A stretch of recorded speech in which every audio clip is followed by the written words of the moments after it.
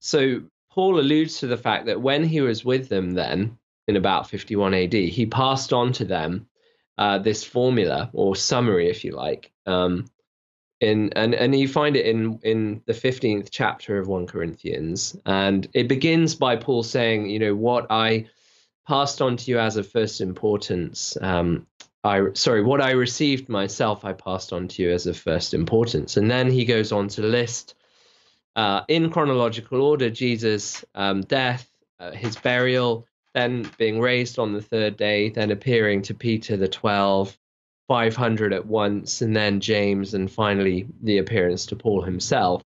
So this summary is very important because, well, there's a couple of reasons why it's very important. One is that Paul clearly received it from others, and there's every indication that those others he received it from were the individuals who are named in that summary.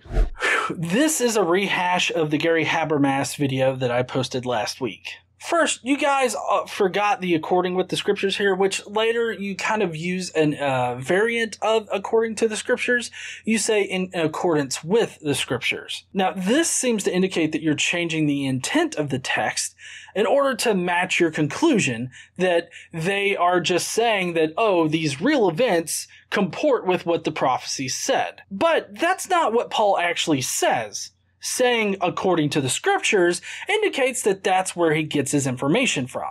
You see, Paul couldn't have known this historically. He could only have known it through revelation through Jesus Christ and the scriptures. He says this countless times in his writings. Second, no, like I said, Paul did not get his information from any historical source. That would have completely nullified his status as an apostle. Apostles, all the apostles, only got their information through a vision of Jesus and the scriptures. Paul did not get his information from James or Cephas. As I said in the Habermas video, there is nuance to this particular topic, because where Paul actually got his information from and where he claims to have gotten his information from could be completely different. The main takeaway, though, is that Paul has separated himself completely from any earthly source. If Paul has completely separated himself from any earthly source, that means that you can't use him to historically place Jesus in history. And actually the Greek word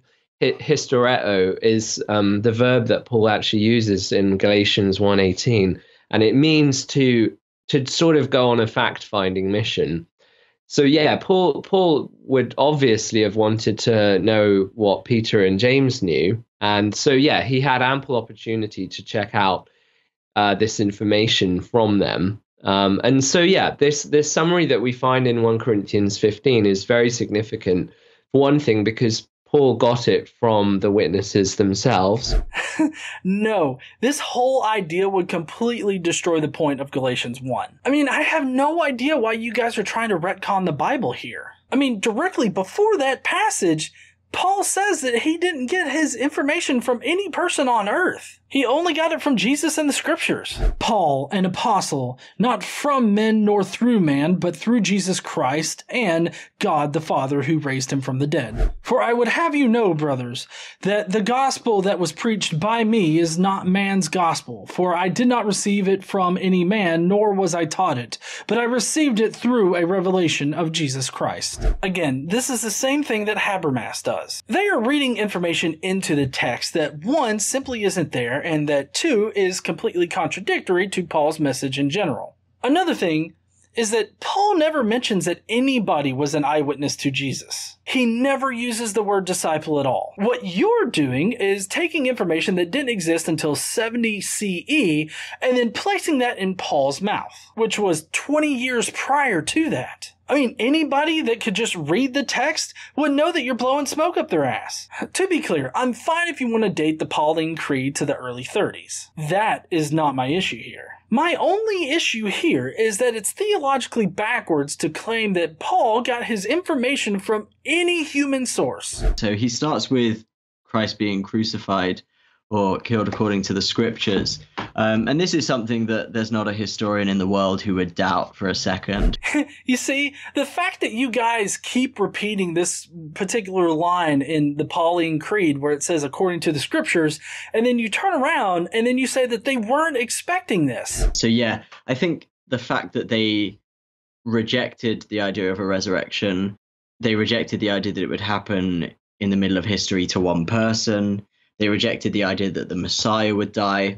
You see, if it's in the scriptures and they were reading the scriptures to gain information about Jesus, like Paul says, then they were completely expecting the Messiah to be disgraced and killed. Also, I want to address the appeal to authority here. The fact that historians agree on something does not speak to the truth of it. How we understand history changes with new evidence and new understandings of current evidence. Evolution and climate change aren't real things because the consensus says so. It's because of the mountain of evidence that the consensus is built upon. And that's how it should be for historical studies too. And the reason scholars think this is really convincing is for a number of reasons. First, it's in a bunch of the non-Christian sources. So Josephus says it, Tacitus says it, Lucian of Samosata says it, Marabar Serapion says it, and the Talmud, which is a bit later but based on probably quite a strong Jewish tradition, also says that he was crucified or hung specifically on the eve of Passover. So Josephus and Tacitus I've already covered.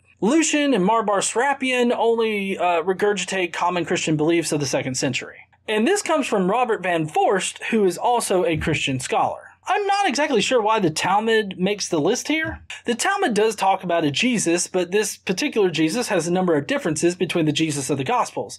Namely, that this particular Jesus existed around 100 years prior to when the Jesus of the Gospels supposedly existed. I'm really not sure how you get around this fact. And we know this particular Jesus also had a following after his death because Epiphanius actually records that.